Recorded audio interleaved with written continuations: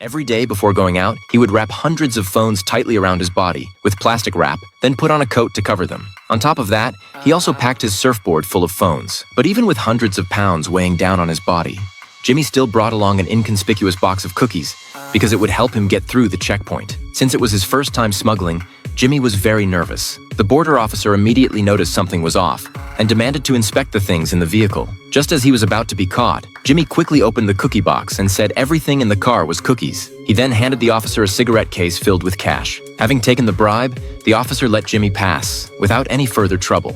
After arriving at the destination across the border, the partner came to meet Jimmy. Unexpectedly, in addition to what Jimmy had on his body, the backs of the car seats were also stuffed with phones. His partner searched out over 1,000 devices in total. Selling all these phones would earn them $1 million.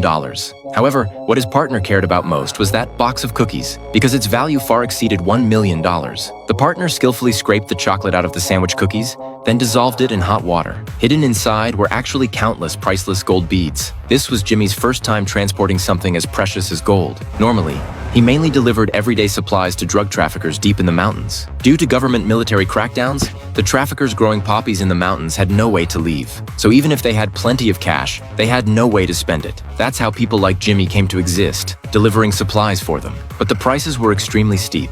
A cheap bottle of wine worth $10 was sold to the traffickers for $100. Almost every product was like that wine, earning nearly 10 times the profit. But the traffickers had no choice but to silently accept these prices, or else they would starve in the mountains. For Jimmy, the high returns came with high risks. Not every border crossing went as smoothly. Some officers, even after taking Jimmy's money, still wanted to seize the goods in the vehicle. Jimmy thought he hadn't paid enough and rushed back to the car to get